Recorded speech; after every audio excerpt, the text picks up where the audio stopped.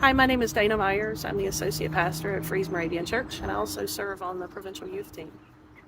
And I've been thinking a lot lately about youth ministry from years ago, like, say, youth ministry of 1723, kids who were born at the dawn of the 18th century, or youth ministry of 1823, and what it looked like to minister to youth and young adults who were around at the development of things like the railroad and the internal combustion engine.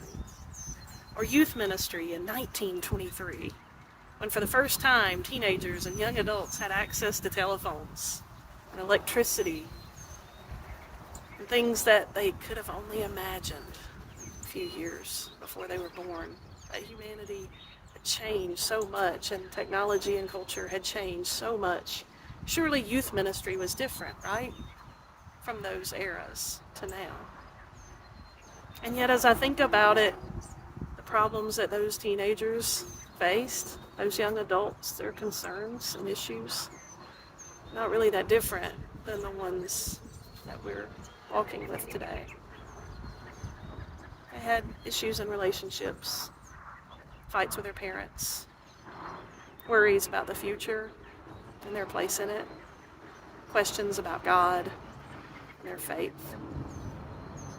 So those teenagers, youth, and young adults from 17, 18, 19, 23, in many ways they're not that different from the ones who are around now in 2023.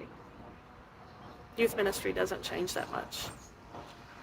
But what does change is how we approach youth ministry, how we think about walking alongside teenagers, young adults,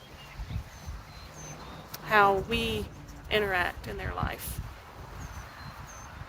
Because in many ways, some of us have thought that we need to share the way that we did youth ministry with the next generation so they can do it too. But what we know is that our faith is not theirs, it's their faith. What is changing is how we as parents and mentors, pastors, faith leaders, youth leaders, how we walk with folks into their own faith. And a few weeks ago, the CCD, in conjunction with the youth ministry team, put out a survey. We were asking youth and young adults to think about their faith journey and what they needed in terms of guidance, leadership, companionship on that journey. Who did they consider their pastor? How did they connect?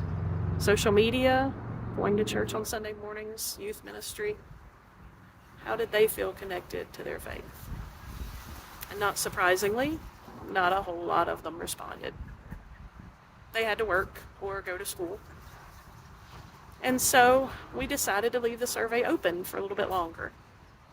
There's a link at the bottom of this email that you could copy and paste and send someone in your life to get them or invite them to respond to that survey. Because the more I think about change from youth ministry of years gone by long ago, and the more I think about how things stay the same, the more that I'm convinced that they'll answer those questions and tell us what they need and how we can walk together in faith, if we'll just ask. So, if you don't mind, copy and paste the link to the survey in a text message, an email, someone that you know. Maybe you see them around and you can ask them their input about what youth ministry looks like for them and what they would like for it to look like in the future. Maybe your church can make an announcement. However you communicate with the youth and young adults in your life, let them know that we're listening because we really care.